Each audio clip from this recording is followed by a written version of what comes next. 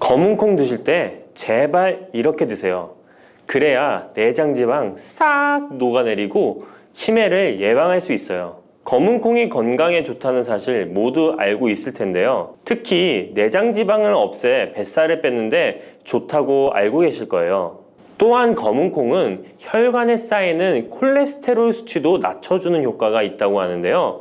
그래서 볶아도 먹고 밥에 넣어서도 많이 드시지 않나요? 근데 정작 우리의 뱃살은 빠지지 않고 콜레스테롤 수치도 낮아지지 않는데요. 그건 먹는 방법에 문제가 있기 때문이에요. 물론 검은콩은 몸에 좋은 역할을 하는 효능이 많이 있지만 어떻게 먹느냐에 따라 오히려 몸에 독이 될 수도 있고 반대로 효능을 극대화시킬 수 있는데요.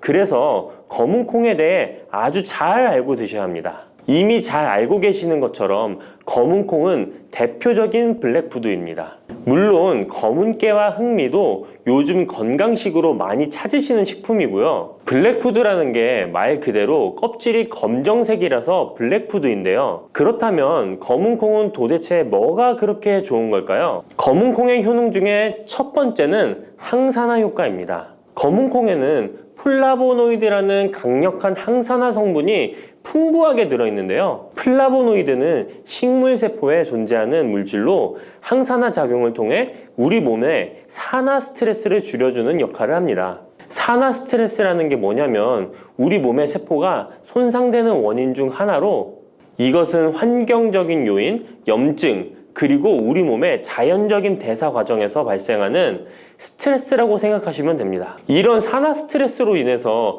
활성산소라는 물질이 생겨 세포 손상, 노화, 다양한 질병의 발병을 촉진할 수 있는 거죠. 그런데 검은콩에 들어있는 항산화제인 플라보노이드는 세포의 손상을 예방해서 우리 몸에 산화 스트레스를 줄여줍니다. 이는 노화를 느리게 하고 심장질환, 암, 알츠하이머 병 등과 같은 여러 가지 질병의 위험을 줄이는데 도움이 되는데요.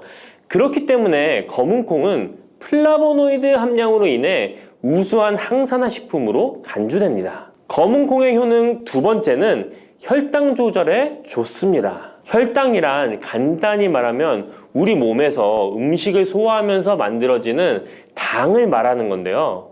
이 당이 우리 몸의 에너지를 만드는데 꼭 필요하죠. 그런데 당이 너무 많아지면 몸에 나쁜 영향을 줄 수 있어요. 그래서 우리 몸은 당을 잘 조절해야 합니다. 그렇다면 검은콩이 어떻게 혈당을 조절하는 걸까요? 바로 검은콩 안에는 단백질과 식이섬유가 많이 들어있는데 단백질은 우리 몸을 튼튼하게 만드는 데 도움을 주고 식이섬유는 포만감을 느껴지게 해서 먹는 양을 줄일 수 있게 도와줍니다. 여기서 식이섬유의 역할이 중요한데요. 식이섬유는 당이 너무 빨리 몸에 흡수되는 것을 막아줍니다. 이렇게 되면 당이 천천히 몸에 흡수되어 혈당이 급격하게 오르는 것을 막아주게 되는 거죠. 검은콩의 효능 세 번째는 콜레스테롤 수치 조절입니다. 검은콩은 콜레스테롤 수치를 낮추는데 도움이 되는데요. 콜레스테롤은 우리 몸이 필요로 하는 지방 중 하나이지만 이게 너무 많으면 혈관을 막아 심근경색이나 뇌혈관 질환을 일으키는 원인이 되는 거죠. 근데 검은콩에 들어있는 식이섬유는 우리 몸에서 콜레스테롤을 흡수하는 것을 줄여주는 역할을 합니다. 그 중에서 특히 검은콩에 들어있는 용해성 식이섬유는 콜레스테롤과 결합하여 그것을 체외로 배출하는데 도움을 주는데요. 그것 말고도 검은콩에는 불포화 지방산이라는 건강한 지방도 풍부하게 들어있습니다. 이 불포화 지방산은 나쁜 콜레스테롤인 LDL 콜레스테롤을 줄이고 좋은 콜레스테롤인 HDL 콜레스테롤을 늘려주는 역할을 합니다. 이렇게 해서 심장 건강을 유지하는 데 도움을 주게 되는 거예요. 검은콩의 효능 네 번째는 눈 건강에 좋습니다. 검은콩에는 눈 건강에 도움이 되는 여러 가지 영양소가 들어있는데요. 그 중에서도 루테인과 제아잔틴은 눈 건강에 특히 특히 중요한 역할을 합니다. 루테인과 제아잔틴은 우리 눈에 황반 부분에 많이 있는 영양소인데 이 황반은 우리가 선명하게 볼 수 있게 해주는 중요한 부분입니다. 루테인과 제아잔틴은 이 황반을 보호해주고 밀도를 유지시켜 눈의 노화를 막아주고 블루라이트와 같은 UV 파장의 빛으로부터 보호하는 역할을 하게 되는 거죠. 특히 루테인과 제아잔틴은 황반병성이라는 눈 질환을 예방하는 데 도움을 주는데요. 황반병성은 우리가 나이를 먹으면서 발생할 수 있는 눈의 질환으로 이 증상이 심해지면 시력을 잃게 만드는 주요 원인 중 하나입니다. 검은콩의 5번째는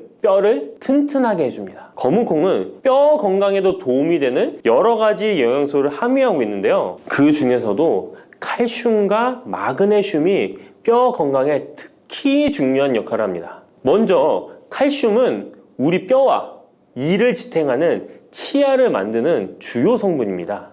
또한 우리 몸의 다른 중요한 기능들, 예를 들어 심장 박동과 신경 전달에도 필요한 물질입니다. 이런 중요한 칼슘이 검은콩에는 풍부하게 들어있어서 꾸준히 섭취하면 뼈를 튼튼하게 해주는 게 탁월한 식품이라고 할 수 있는 거죠. 그리고 마그네슘도 뼈 건강에 중요한 역할을 하는 미네랄인데요. 마그네슘은 칼륨이 우리 뼈에 제대로 흡수되는 것을 도와줍니다. 또한 이 마그네슘은 뼈의 구조를 유지하는 데 필요하며 뼈를 강하게 만드는 데 도움을 줍니다. 검은콩의 효능 6번째는 피부 노화를 막아주는 효능이 있습니다. 검은콩에 들어있는 비타민 E, 아미노산, 그리고 항산화 성분이 피부 건강에 특히 중요한 역할을 합니다. 먼저 비타민 E는 피부를 보호하는 데 중요한 역할을 합니다. 비타민 E가 피부의 수분을 유지하는 데 도움을 주는데요. 추가로 비타민 E는 피부의 재생을 지원하고 피부 표면의 건강을 유지하는 데 필요한 지방산을 보호하는 역할까지 합니다. 이것뿐만 아니라 검은콩에 들어있는 아미노산은 우리 몸에 단백질을 만드는 데 필요한 성분인데요. 이게 왜 피부에 좋냐면 우리의 피부는 대부분 콜라겐이라는 단백질로 이루어져 있는데 바로 이 콜라겐은 피부의 탄력을 유지해 주는데 좋아서 항상 탱탱한 피부로 보이게 되는 거죠. 또한 검은콩에는 아미노산이 풍부하게 들어있는데요. 아미노산도 콜라겐 생성에 도움을 줍니다. 검은콩의 효능 7번째는 치매를 예방하는 효능이 있습니다. 검은콩에는 오메가3 지방산이라는 불포화 지방산이 들어있는데요. 이 오메가3 지방산은 우리 몸이 스스로 생성하지 못하기 때문에 식품을 통해 섭취해야 하는 필수 지방산입니다. 근데 오메가3 지방산이 뇌 건강에 매우 중요한 영향이 있다는 게 포인트인데요. 뇌는 약 60%가 지방으로 이루어져 있고 그중 대부분이 오메가3 지방산인 DHA로 구성되어 있습니다. 바로 이 오메가3가 뇌세포의 막을 구성하며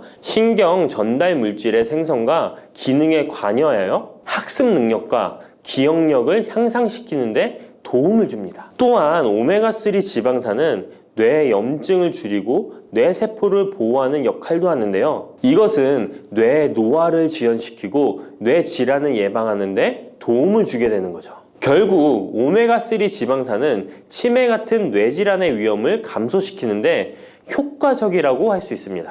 검은콩의 효능 8번째는 탈모 예방에 탁월합니다. 검은콩에는 모발의 성장에 필수 성분인 시스테인이 가득한데요. 이 성분들이 혈액순환에도 도움을 줘서 탈모도 예방이 되고 새치가 생기는 것도 막아주는 모발 건강에 정말 좋은 성분이라고 할 수 있습니다. 그러니까 나이가 들수록 꼭 드셔야 하는 음식이라고 생각하시고 드셔야겠죠. 근데 이런 어마어마하게 몸에 좋은 검은콩도 드실 때 주의해야 할 점이 있는데요. 아무리 좋다고 해도 과다 섭취는 안 되는 거 아시죠? 검은콩에는 피틴산이라는 성분이 들어있는데 이는 식물이 생장하는 과정에서 필요한 미네랄을 저장하는 역할을 합니다. 하지만 이 성분이 과도하게 섭취되면 우리 몸에서 필요한 미네랄인 칼슘, 철분 등의 흡수를 방해할 수 있습니다. 검은 콩은 단백질과 식이섬유가 풍부하므로 잘 익히지 않고 먹으면 소화가 잘 되지 않을 수 있습니다. 요리하시기 전에 충분히 물에 불리고 완전히 익혀 드시면 되는데요. 하루 섭취 권장량은 50g 정도로 종이컵 1컵 정도 양이면 충분하다고 할 수 있습니다. 밥하실 때 특히 서리태 같은 검은 콩 많이 넣어 드시잖아요. 오늘부터는 충분히 물에 불리고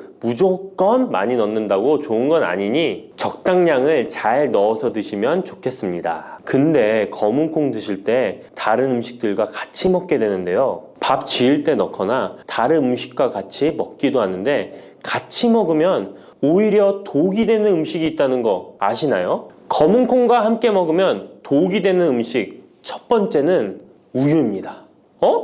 유명한 검은 콩두유, 우유도 있는데 무슨 소리를 하시는지 하는 분들도 계실 거예요. 어떤 분들은 우유에 콩을 넣어서 이런 식으로 갈아서 드시는 분들이 있는데요. 이게 오히려 몸에 안 좋은 영향을 미칠 수도 있는 거죠. 왜냐면 검은 콩과 우유를 동시에 섭취하면 피틴산과 칼륨 사이에 상호작용이 발생할 수 있는데요. 검은 콩에는 피틴산이라는 성분이 들어있는데 피틴산은 식물이 생장하는 과정에서 필요한 미네랄을 저장하는 역할을 합니다. 이 성분은 우리 몸에서 필요한 미네랄인 칼슘, 철분 등의 흡수를 방해할 수 있습니다. 반대로 우유는 칼슘의 중요한 공급원이고 우리 몸에서는 칼슘이 뼈와 이를 구성하여 신경, 근육 기능, 혈액 응고 등에 꼭 필요한 성분이죠. 근데 피틴산이 풍부한 검은 콩과 칼슘이 풍부한 우유를 같이 먹으면 피틴산이 칼슘의 흡수를 방해하여 우유의 영양소가 제대로 흡수되지 않을 수 있습니다. 같이 드시면 절대 안 되거나 나쁜 큰 영향을 미친다는 것이 아니라 각각의 영양소의 섭취 목적으로는 따로 먹는 걸 추천드리는 거예요. 오해하시면 안 돼요. 검은 콩과 함께 먹으면 독이 되는 음식 두 번째는 토마토입니다. 왜냐면 토마토가 콩의 단백질 흡수를 방해하고 소화를 어렵게 만들 수 있는 산성이기 때문인데요. 토마토의 산성 성분이 단백질의 흡수를 방해하면 콩에 충분히 있는 단백질이 몸에 흡수가 안 되어 콩의 영양 가치가 아무런 의미가 없게 되는 상황이 올 수 있는 것입니다. 또한 토마토의 산성 성분은 이미 단백질이 풍부하고 소화하기 어려운 콩을 더욱 소화하기 어렵게 만들 수 있습니다. 그렇지 않아도 나이가 들면 신진대사가 활발하지 않아 소화가 안 되는데 소화불량을 일부러 만들 필요는 없겠죠? 검은 콩과 함께 먹으면 독이 되는 음식 세 번째는 달걀입니다. 달걀에는 비타민 A가 풍부하게 들어있는데요. 비타민 A는 우리 몸의 면역 시스템을 강화시키며 시력을 유지하는 데 필요하고 세포의 성장과 분열에 중요한 역할을 합니다. 그리고 검은 콩에는 트립신이라는 아미노산이 들어있는데요. 트립신은 우리 몸에 단백질을 만드는데 필요한 중요한 구성 요소이며 신경 전달 물질인 세로토닌과 멜라토닌의 생산에도 필요한 아미노산입니다. 그런데 달걀의 비타민 A와 검은 콩의 트립신이 함께 섭취되면 어떻게 될까요? 둘 사이에 화학적 상호작용이 발생하여 소화 과정에 영향을 미칠 수 있는데요. 이 상호작용은 단백질의 소화를 방해하거나 비타민 A의 흡수를 저해하게 되는 거죠. 트립신은 소화 효소의 활동을 저해하는 특성이 있습니다. 따라서 트립신이 풍부한 검은 콩과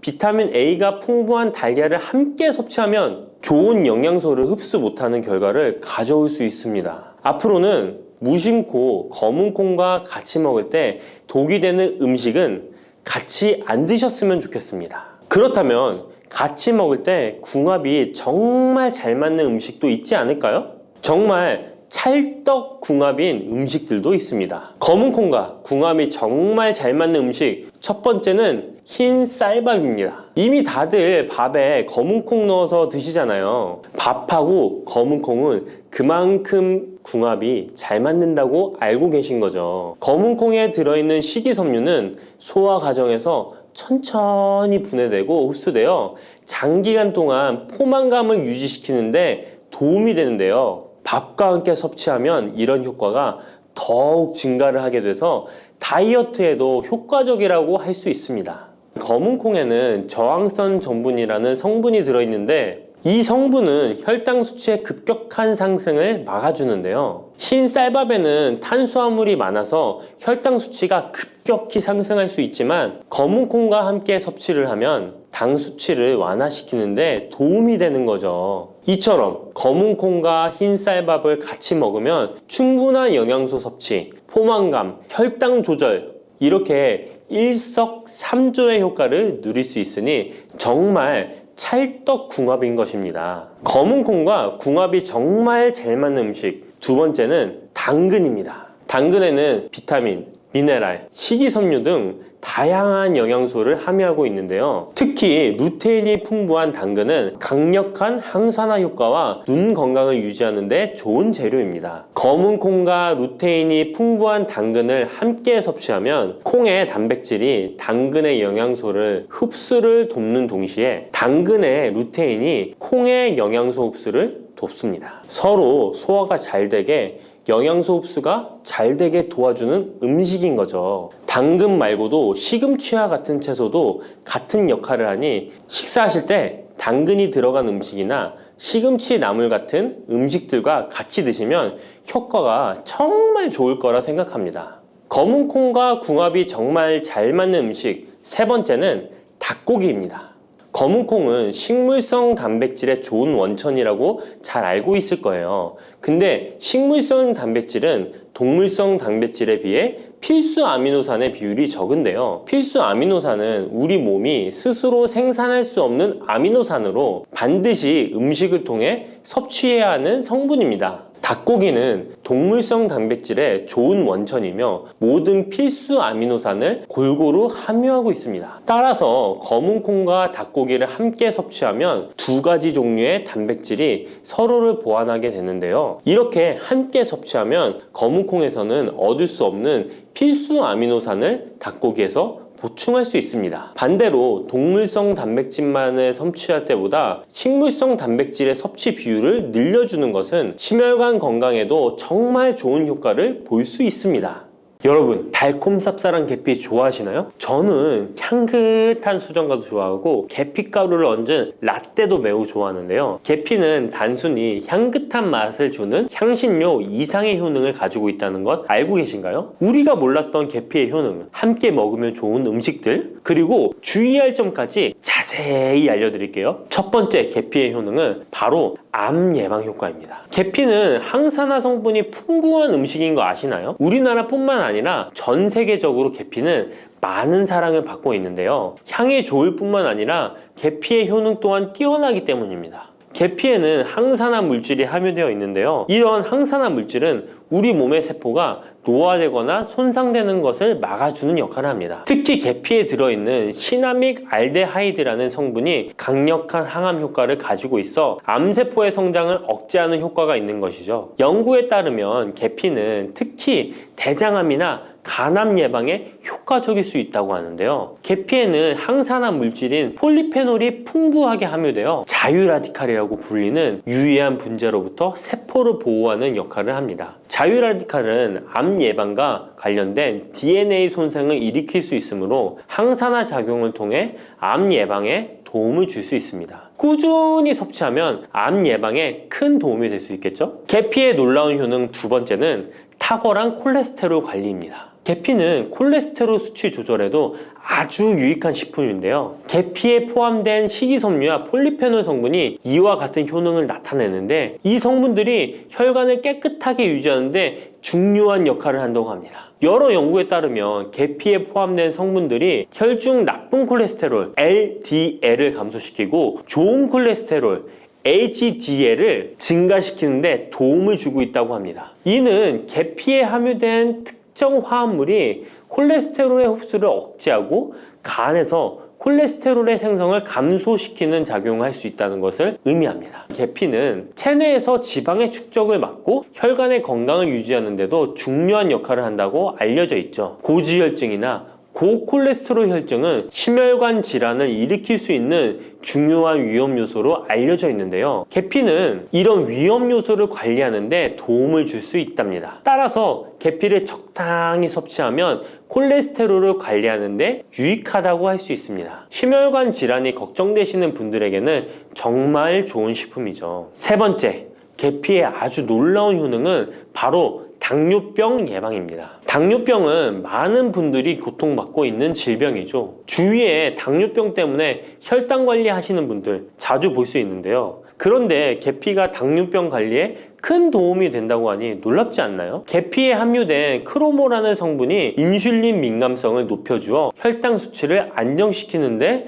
도움을 줄 수 있다고 하는데요. 연구에 따르면 계피를 꾸준히 섭취한 사람들은 식후 혈당이 급격하게 상승하는 것을 막을 수 있다고 합니다. 또한 계피에 포함된 시네믹 알데하이드 성분이 인슐린 민감도를 높여주고 혈당 수치를 안정시키는데 도움을 준다고 알려져 있죠. 이 성분이 인슐린이 더 잘 작용하도록 돕기 때문에 혈당을 효과적으로 조절하는데 도움을 주는 역할을 할 수 있습니다. 우리나라보다 더 계피를 좋아하는 인도에서 계피 섭취와 대사증후군에 관련한 실험이 진행되었는데요. 인도 델리 학교에서 진행한 실험 연구에 따르면 대사증후군이 있는 116명을 두 그룹으로 나눈 뒤 16주간 한 그룹은 계피 추출물을 섭취하고 다른 한 그룹은 계피가루가 들어있다고 속인 가짜 약을 섭취하게 했는데요. 16주 뒤 확인했더니 계피 추출물을 먹은 그룹은 가짜 약을 먹은 그룹에 비해 대사증후군에 악영향을 주는 체중, 혈당, 콜레스테롤 등의 수치가 개선되었다고 합니다. 참으로 놀랍죠. 물론 계피를 꾸준히 섭취하는 것만으로도 당뇨병을 완전히 예방할 수 있는 것은 아니지만 식이요법에 포함시킬 수 있는 좋은 재료라는 점은 분명합니다. 네 번째,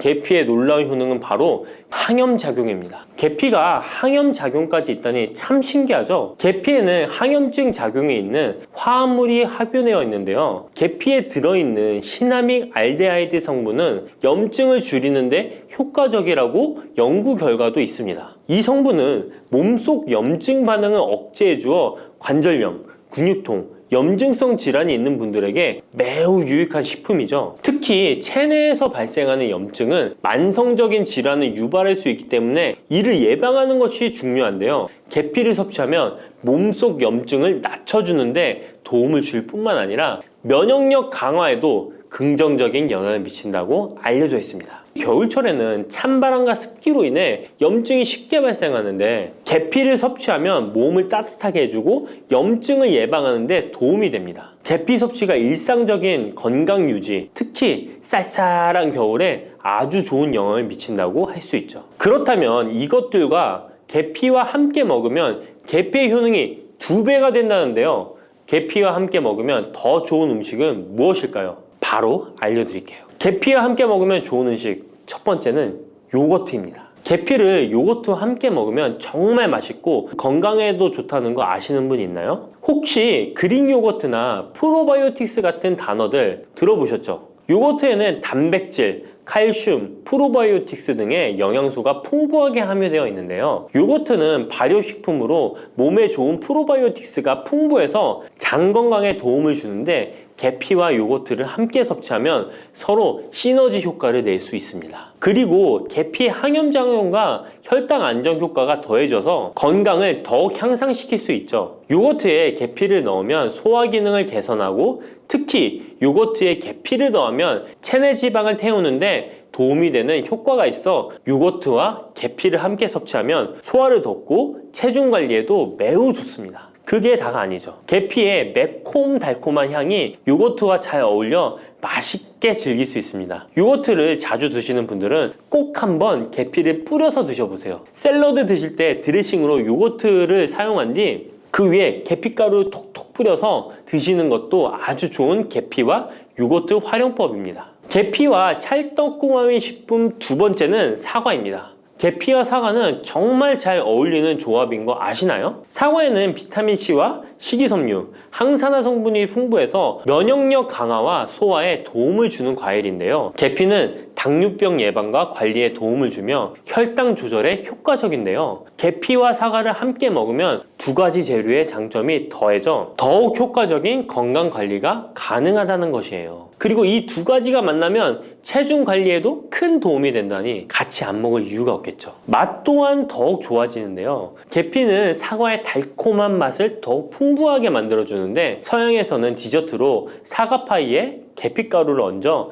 향긋하게 즐기는 게 유명하죠. 같이 섭취할 때는 사과에 계피를 뿌려서 간단히 먹거나 사과를 얇게 썰어 계피를 뿌려 먹으면 더욱 맛있고 건강한 간식이 될 수 있다는 것 기억해 주세요. 세 번째, 계피와 먹으면 좋은 음식은 바로 커피입니다. 계피와 커피는 정말 좋은 궁합을 자랑한다는 거 아셨나요? 커피는 카페인 덕분에 활력을 주는 음료인데요. 커피의 쓴맛이 사람마다 호불호가 갈릴 수 있습니다. 그런데 계피를 커피에 넣으면 그 쓴맛이 부드럽게 변화하면서 더 풍부하고 깊은 맛을 느낄 수 있는데요. 계피가 커피의 쓴맛을 부드럽게 감싸주기 때문에 커피를 마시는 동안에 입안에 더 부드러운 느낌을 주게 되는 것이죠. 계피는 항염증 효과와 항산화 효과가 뛰어나서 커피와 함께 마시면 건강 효과도 한층 더 올라가는데요. 커피 자체에도 많은 항산화 물질이 포함되어 있는데 계피 역시 강력한 항산화 성분을 가지고 있기 때문에 둘을 합쳐 마시면 체내 염증을 줄여주고 세포를 보호하는 효과를 볼 수 있는 것이에요. 계피와 커피를 함께 마실 때 또 다른 장점이 있는데요. 그건 바로 혈당 조절에 있습니다. 커피는 그 자체로 혈당을 빠르게 올리는 경향이 있는데요. 계피가 이 과정을 완화시켜주면서 커피를 드실 때 혈당이 급격하게 상승하는 것을 방지할 수 있습니다. 그래서 당뇨가 있으신 분들께도 이 두 음료의 조합은 매우 추천드립니다. 그렇다면 계피와 커피는 어떻게 함께 먹는 게 좋을까요? 계피와 커피를 함께 즐기기 위한 가장 간단한 방법은 계피가루를 커피에 넣는 것인데요. 커피가 다 내려준 후 4분의 1티스푼의 계피가루를 넣고 잘 저어주면 계피의 향이 커피와 자연스럽게 어우러져 향긋한 커피 한 잔을 만들 수 있습니다. 계피를 너무 많이 넣으면 커피의 맛이 너무 강해질 수 있으니 적당량을 넣어주는 것 잊지 마세요. 또한 계피 스틱을 사용해 커피를 우려내는 방법도 있는데요. 커피를 내린 후에 계피 스틱을 커피에 넣고 몇 분간 우려내면 계피의 향이 은은하게 배어들어 훨씬 더 맛있고 건강한 커피를 즐길 수 있습니다. 계피 스틱을 사용하면 시각적으로도 멋진 효과를 줄 수 있기 때문에 커피를 더욱 고급스럽고 멋스럽게 즐기고 싶다면 계피와 커피 꼭 한번 같이 우려보세요. 계피와 찰떡궁합 꿀조합을 알려드렸다면 이번에는 계피와 함께 먹으면 몸에 해가 되는 음식이 있다는 것을 알고 계신가요? 그것은 바로 귤이나 자몽, 레몬 같은 시트러스 계열의 과일인데요. 계피와 시트러스 계열 과일을 함께 먹으면 안 되는 이유 바로 알려드릴게요. 많은 분들이 시트러스 계열 과일, 예를 들어 오렌지나 레몬을 좋아하시는데요. 이 과일들은 비타민C가 풍부하고 상큼한 맛이 참 일품이죠. 하지만 계피와 시트러스 과일을 함께 먹을 때는 주의가 필요한데요. 계피의 주요 성분 중 하나인 시나몰은 계피가 가진 가장 독특한 향을 만들어내는 성분. 계피의 주요 성분 중 하나인 시나몰은 계피가 가진 독특한 향을 만들어내는 성분인데 이 시나몰이 시트러스 계열 과일의 산성 성분과 결합하면 위에서 소화가 잘 되지 않거나 불편한 증상을 유발할 수 있습니다. 특히 속쓰림이나 위경련이 일어날 수 있는데요. 이는 계피와 시트러스 과일이 소화효소의 분비를 방해하고 서로 반응하면서 위에 자극을 주기 때문입니다. 거기에다 시트러스 과일의 산도가 더해져 위산이 과도하게 분비될 수 있기 때문에 계피와 오렌지, 레몬, 귤과 같은 과일들을 함께 먹는 것은 피하는 것이 좋습니다. 만약 계피와 과일을 함께 즐기고 싶다면 아까 알려드렸던 사과도 매우 좋고 아니면 배도 계피와 잘 어울리는데요. 이러한 과일 소화에도 부담을 주지 않기 때문에 이제부터 계피와 과일을 함께 드시고 싶다면 꼭 유의해 주세요. 계피가 많은 효능을 가지고 있지만 부작용도 있을 수 있는데요. 계피를 섭취할 때 주의할 점은 무엇일까요? 그건 바로 과다 섭취, 간에 손상을 줄 수 있기 때문입니다. 계피는 적당히 섭취하면 건강에 많은 도움을 주지만 과다 섭취 시에 간에 부담을 줄 수 있다는 거 아셨나요? 특히 일반적으로 판매되는 카시아 계피는 쿠마린이라는 성분을 포함하고 있는데요. 이 성분은 과다 섭취 시에 간 손상을 일으킬 수 있습니다. 쿠마린은 간 독성을 일으킬 수 있는 물질로 알려져 있기 때문에 계피를 과다하게 섭취하는 것은 최대한 피하는 것이 좋겠죠? 여기서 우리가 주로 섭취하는 계피가 카시아 계피인지 세이론 계피인지 헷갈리시는 분도 있으실 거예요. 둘의 차이점을 알려드릴게요. 일반 계피는 주로 카시아 계피인데요. 카시아 계피는 중국, 인도, 베트남 등의 아시아 지역에서 많이 재배됩니다. 이 계피는 맛이 더 강하고 매운맛이 나면서 향도 좀 더 진하죠. 가격도 비교적 저렴해서 국내 유통되는 계피는 대부분 이 카시아 계피입니다. 세이론 계피는 주로 스리랑카, 인도의 일부 지역에서 자주 자생하는데요. 이 세이론 계피는 쿠마린의 함량이 매우 적답니다. 그래서 세이론 계피는 일반 계피보다 상대적으로 많이 섭취해도 건강에 부담이 적다는 것이죠. 세이론 계피는 향도 더 섬세하고 가벼운 느낌을 준다는 건데요. 세이론 계피는 더 희귀하고 가격이 비싸고 고급 계피로 취급되며 주로 건강식품이나 고급 요리에 사용됩니다. 앞서 말했듯이 우리가 쉽게 구할 수 있는 계피는 카시아 계피인데요. 그래서 섭취할 때는 보통 하루에 1에서 2g 정도 섭취하는 것이 안전한 양으로 권장되고 있고, 과다 섭취로 계피의 부작용을 경험하고 싶지 않으시다면 계피를 섭취할 때는 적당량을 지키는 것이 중요합니다. 꼭 기억해 주세요. 바다의 불로초, 해조류의 왕이라는 별명을 갖고 있는 김, 이런 몸에 좋은 김도 잘못 먹으면 암에 걸리고 치매에 걸릴 수 있다는 사실 알고 계신가요?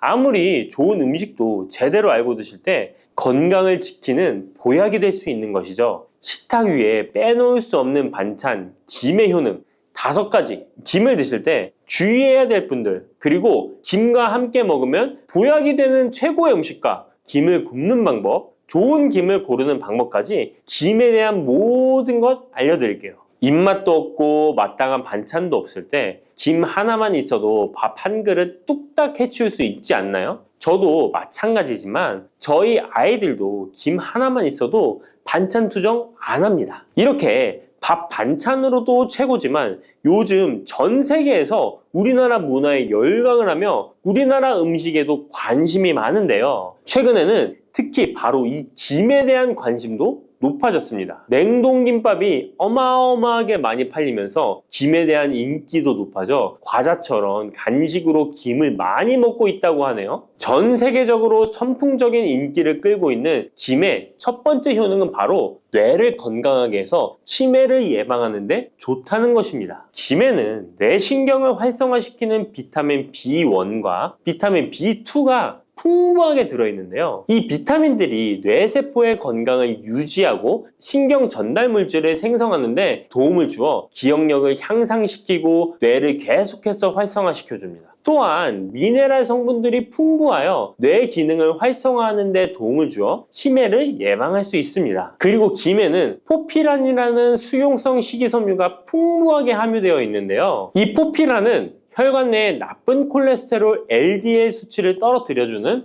효능이 있습니다. 따라서 혈관 내의 혈전 생성을 막아주고 동맥경화도 예방하여 혈액순환을 좋게 함으로써 뇌에도 혈류를 원활하게 해주는 것입니다. 또 김에 함유되어 있는 알긴산이라는 성분이 있는데요. 이 알긴산도 콜레스테롤이 혈관에 쌓이는 것을 방지하고 몸 밖으로 배출시켜주는 역할을 해줍니다. 국립부경대학교 연구팀의 연구 결과에 따르면 알긴산은 혈관 내의 중금속과 노폐물을 흡착하여 제거하고 혈액 속 중성지방 및 콜레스테롤을 억제하여 피를 맑게 하고 성인병 예방에 놀라운 기능을 한다고 보고하고 있습니다. 이러한 성분들의 효능으로 뇌에 필요한 영양분을 충분히 공급하고 노폐물을 빨리빨리 배출할 수 있게 되어 머리도 맑아지고 뇌신경을 튼튼하게 해주는 것이죠. 이러한 김과 계란을 함께 드시면 엄청난 시너지 효과를 누릴 수 있는데요. 계란에는 비타민 B1, 2와 콜린이라는 성분이 풍부한데 이 성분들이 뇌신경을 활성화하는 데 큰 도움을 줄 수 있습니다. 그 이유를 살펴보면 콜린은 뇌의 신경 시스템에서 중요한 역할을 하는 아세틸콜린이라는 물질의 주 성분인데, 아세틸콜린은 신경 전달 물질로 뇌 세포 사이에서 정보를 전달하는 역할을 해줍니다. 바로 이 콜린이 충분히 공급되어야 기억력, 학습 능력, 그리고 인지 기능을 유지할 수 있습니다. 이뿐만 아니라 김은 계란에 부족한 비타민 C를 보충해주고 계란은 김에 부족한 비타민 D를 보충해줘서 서로가 정말 잘 어울리는 식품이 되는 것입니다. 계란과 김이 만나면 정말 뇌 기능에 필요한 보약이나 다름이 없는 것이죠. 김의 두 번째 효능은 식물성 단백질 공급원의 최고봉이라는 것입니다. 김에 함유된 단백질의 양은 소고기보다도 많은데요. 소고기가 단백질이 풍부하다고 알고 계시잖아요. 소고기 100g당 단백질의 함량은 20g이고요. 김 100g당 단백질의 함량은 30g입니다. 소고기보다 김에 단백질이 많이 들어있다니 놀랍지 않나요? 마른 김 5장에는 계란 1개에 함유된 단백질의 양이 들어있다고 합니다. 그런데 이 단백질에 식물성 단백질과 동물성 단백질이잖아요. 이 둘을 함께 먹을 때 더욱 흡수가 잘 되어 건강에 좋은데요. 이 김과 계란을 함께 먹을 수 있는 정말 좋은 방법 알려드릴게요. 김 계란말이는 많이들 해 드시잖아요. 반찬으로 만들어 먹기도 편하고 맛도 좋아 많이들 드시는데요. 그것 말고 계란김전을 알려드릴게요. 먼저 김을 먹기 좋은 크기로 잘라주시고요. 한쪽에 놓아줍니다. 적당한 용기에 계란을 깨주시고요. 속은 한 꼬집으로 약간 간을 해줍니다. 다음에 계란을 풀어줍니다. 이제 김을 2장씩 포개어 계란물을 앞뒤로 잘 묻혀준 다음에 기름을 두른 팬에다 부쳐주시면 됩니다. 정말 쉽죠? 이렇게 김과 계란을 함께 드시면 맛도 좋고 건강도 챙길 수 있는 밥상위에 보약이 된답니다. 세 번째, 김의 효능은 항산화 작용입니다. 몸 안에 활성산소가 많아지게 되면 활성산소가 세포를 공격하여 노화시킬 뿐 아니라 암세포로 변이시켜 암을 발생시키기도 하는데요. 김에는 이런 활성산소를 제거시켜 줄 수 있는 강력한 항산화 물질인 베타카로틴이 풍부하게 함유되어 있습니다. 대표적인 강력한 항산화 물질인 베타카로틴은 당근에 많이 함유되어 있다고 다들 알고 계시잖아요. 당근보다 김에 베타카로틴이 더 많이 함유되어 있습니다. 당근 100g에는 5.516mg이 함유되어 있고 김 100g에는 무려 22,500mg이나 함유되어 있습니다. 당근보다도 4배 정도 많은 베타카로틴이 함유되어 있는 것이죠. 놀랍죠? 오늘 놀랄 일이 많은 것 같네요. 이 베타카로틴은 우리 몸속에서 비타민 A로 전환이 되는데요. 비타민 A 하면 무엇이 생각나시나요? 네, 생각하고 계신 건 맞습니다. 바로 눈이죠. 눈. 비타민 A는 시력을 보호하고 야맹증을 예방하는 데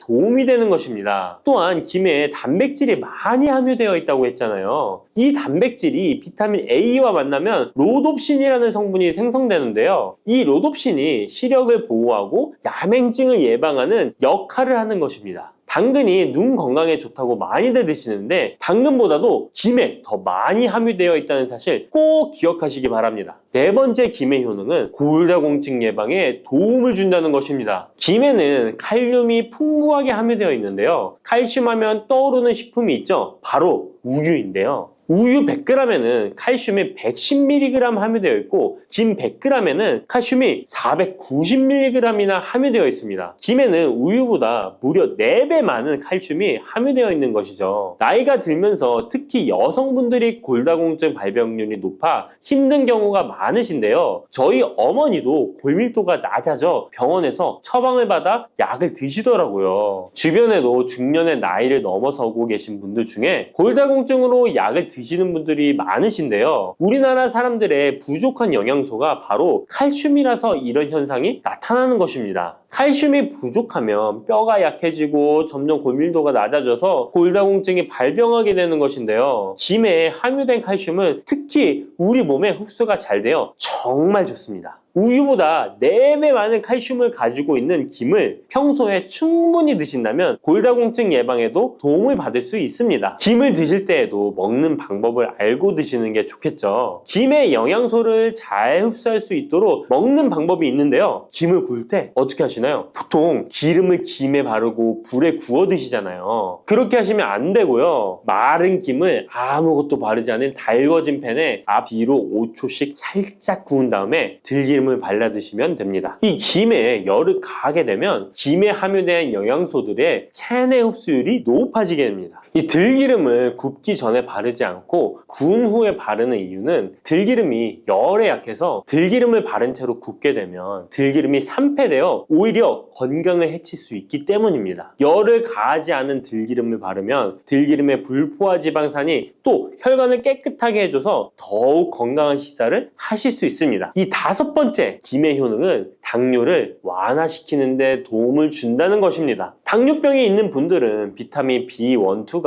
결핍되어 있는 분들이 많은데요. 김에 바로 이 비타민 B1, 2가 풍부하게 함유되어 있어 당뇨를 완화시키는 데 도움이 되는데요. 2017년 한국식품과학지에 실려있는 연구에서 당뇨 환자들이 김을 섭취하면 혈당 수치를 낮추는데 도움이 된다고 보고했습니다. 이는 김에 함유된 비타민 B1, 2 때문이라고 밝혔습니다. 당뇨 환자는 비타민 B1, 2가 결핍되기 쉬운데요. 그 이유는 비타민 B1, 2는 고기에 보통 많이 함유되어 있는데 당뇨 환자의 식단은 채식인 경우가 많아서 비타민 B1, 2를 섭취할 수 있는 기회가 적어지기 때문입니다. 또한 당뇨 환자에게 처방되는 메트포르민 계열의 성분들의 약물이 비타민 B1, 2의 흡수를 방해해 비타민 B1, 2가 결핍될 가능성은 더욱 높아집니다. 당뇨 환자들은 고혈당으로 인해 신경이 많이 손상이 되는데요. 이 때문에 손발끝이 저리거나 통증이 오는 신경합병증이 발생하게 됩니다. 이 증상을 완화시키고 신경이 손상되지 않도록 보호하는 역할을 비타민 B1, 2가 해주는 것입니다. 이런 이유로 당뇨 환자는 비타민 B1, 2의 섭취를 신경 써서 해주는 것이 좋지만 말씀드린 대로 육류 식단은 또 당뇨 환자의 식단에 잘 들어가 있지 않죠. 그래서 비타민 B1, 2가 풍부한 김을 섭취하는 것이 당뇨 환자에게 정말 좋은 대안이 되는 것입니다. 비타민 B1, 2의 하루 권장 섭취량은 2.4mg인데요. 이는 자르지 않은 김 한 장만 섭취해도 충분히 섭취할 수 있는 양입니다. 당뇨가 있는 분들이라면 오늘부터 식사하실 때 김을 꼭 드셔야겠죠? 다만 시중에 판매되는 조미김은 기름에 구워지고 그 기름이 산패될 가능성이 높아 오히려 건강에 해로울 수 있으니까 알려드린 대로 마른 김에 기름을 바르지 않고 달궈진 팬에 살짝 구워 드시기 바랍니다. 그런데 이렇게 평소에 많이 드시고 계신데 잘못 드시면 건강을 해칠 수도 있다는 사실 알고 계신가요? 특별히 갑상선이 약하신 분들은 김을 섭취하는데 주의하셔야겠습니다. 갑상선은 우리 몸에서 가장 중요한 내분기 기관 중 하나인데요. 갑상선은 목 부분 기관지 아래에 위치한 나비 모양의 내분비 기관입니다. 중요한 여러 기능을 하지만 그 중에서도 특별히 대사율을 조절하는 기능을 합니다. 갑상선에 T3, T4 호르몬을 분비하여 우리 몸의 에너지 소비와 체온 조절을 하는데 중요한 역할을 하는 것입니다. 그리고 갑상선 호르몬은 신경 시스템의 정상적인 기능을 유지하는데 꼭 필요한데요. 이 호르몬이 제대로 분비가 되지 않아 수치가 너무 높거나 낮게 되면 우울증, 불안 증세,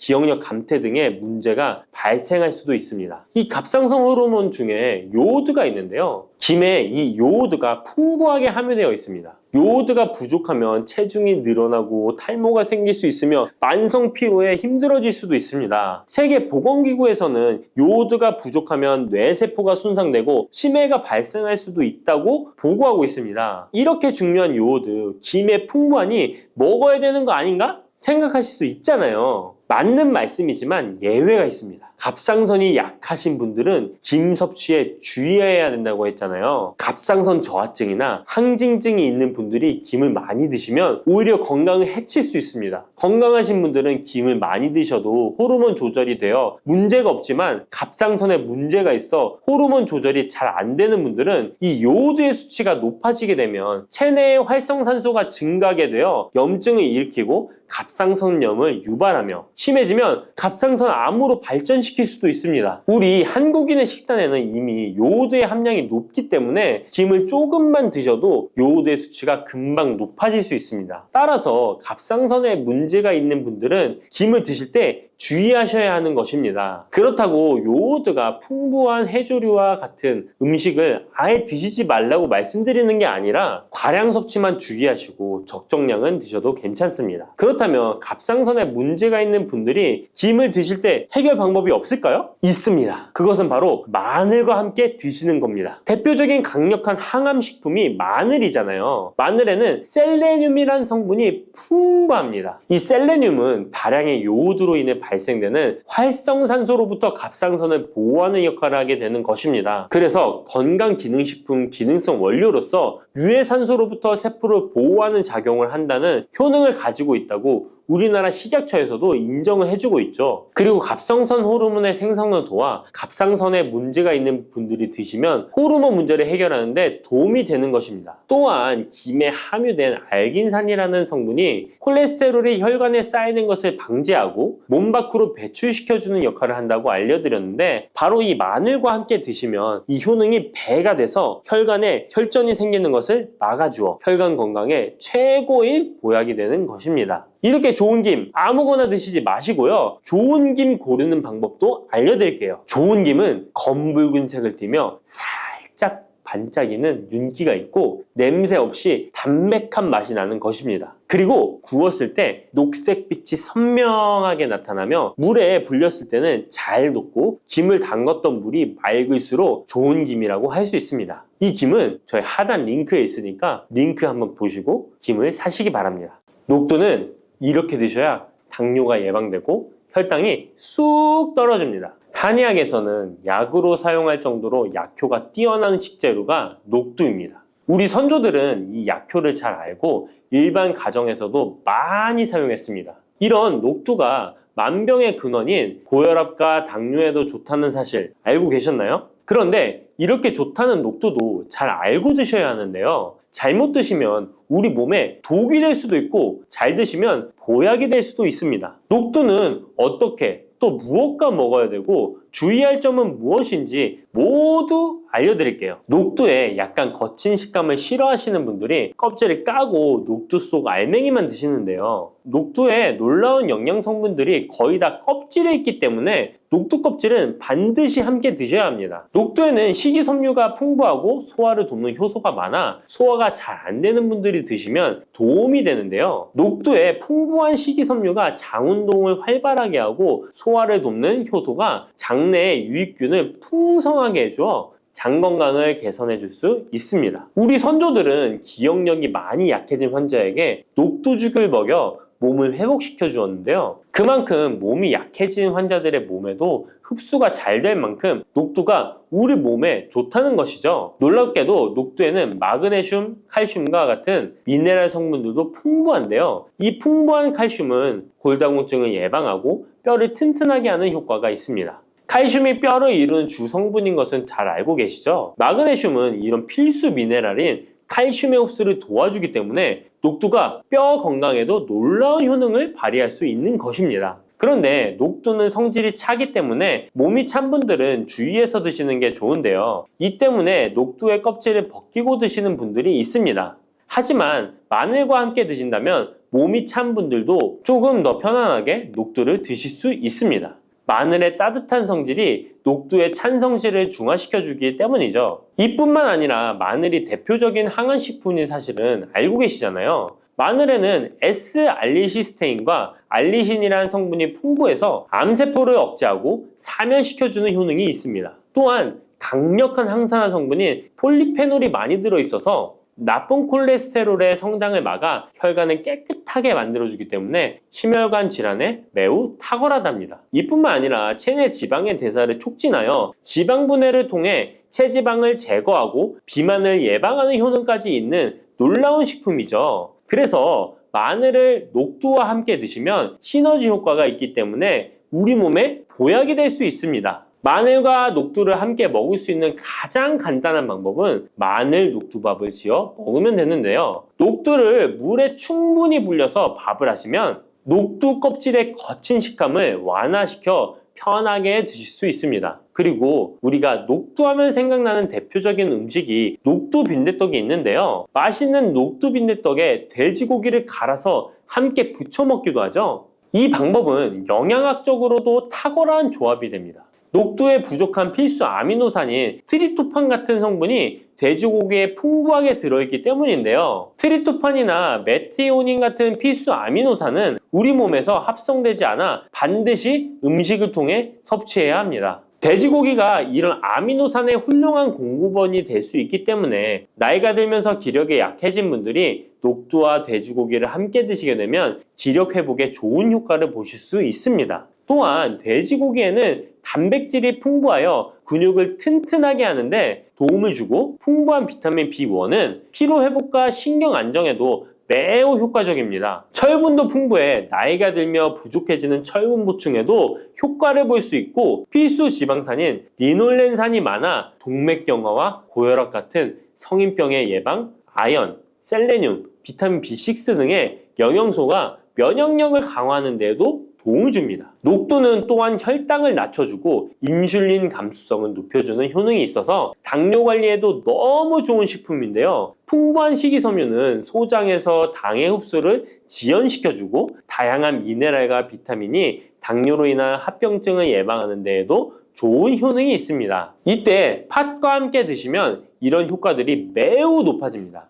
팥은 강력한 항산화 성분인 안토시아닌이 풍부해서 혈관의 활성산소를 제거해주고 혈관세포의 손상을 예방해줘서 혈관을 깨끗하고 건강하게 해줄 수 있습니다. 2014년에 발표된 한 연구에서 팥을 섭취하는 것이 2형 당뇨병 환자의 혈당 수치와 인슐린 저항성을 개선하는 데 도움이 되는 것으로 보고됐습니다. 이 연구에서는 4주 동안 매일 팥을 섭취한 결과 당뇨 환자들의 공복 혈당 수치가 평균 19.5% 감소하였고 인슐린 저항성이 감소하는 결과를 볼 수 있었습니다. 또한 팥은 쌀의 10배 이상, 바나나의 4배 이상의 많은 칼륨을 함유하고 있는데요. 칼륨은 몸 안에 나트륨을 배출하고 당뇨 환자의 신장 기능을 강화시켜주며 혈압 상승을 억제해주는 효능이 있습니다. 팥은 한의원에서 다이어트를 위한 처방을 할 때도 사용되는데 팥의 풍부한 칼륨은 이뇨작용을 통해 부종을 줄여줄 수 있기 때문에 지방이 몸에 축적이 잘 되어 살이 찌는 사람에게 효과적입니다.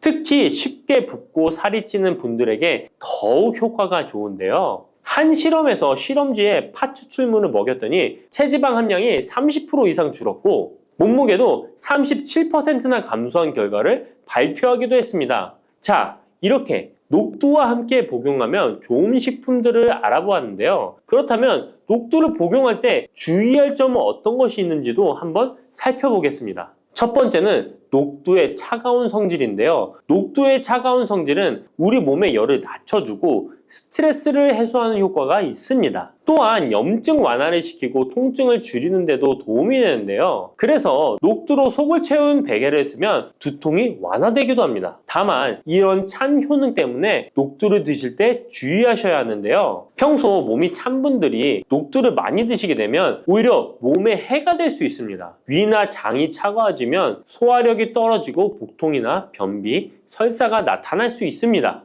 이런 분들이 녹두를 드시려면 앞에서 알려드린 대로 마늘과 함께 드셔보시기 바랍니다. 그리고 두 번째 주의할 점은 바로 녹두의 강력한 해독작용입니다. 녹두의 해독작용은 우리 몸의 중요한 장기 중 하나인 간에 많은 도움을 주는데요. 간은 우리 몸의 독소를 해독하는 역할을 맡고 있는데 녹두가 이런 간의 해독 기능을 도와주게 됩니다. 녹두의 풍부한 단백질과 펩타이드는 간 해독작용에 필요한 글루타치온의 원료를 공급해주며 체내의 중금속과 독성물질과 결합하여 몸 밖으로 내보내는 역할을 하게 됩니다. 특히 중금속 해독 연구에서는 납, 카드뮴 등의 흡수를 억제하거나 배출을 도와서 독성 완화 효과를 보여주기도 했습니다. 하지만 이런 효과가 우리가 보약을 복용하는 경우에는 상극이 될 수 있습니다. 보약의 효과가 녹두의 해독작용 때문에 많이 사라져버릴 수 있기 때문입니다. 그래서 한의원에서 한약을 지으면 녹두나 숙주나물을 먹지 말라고 얘기하는 겁니다.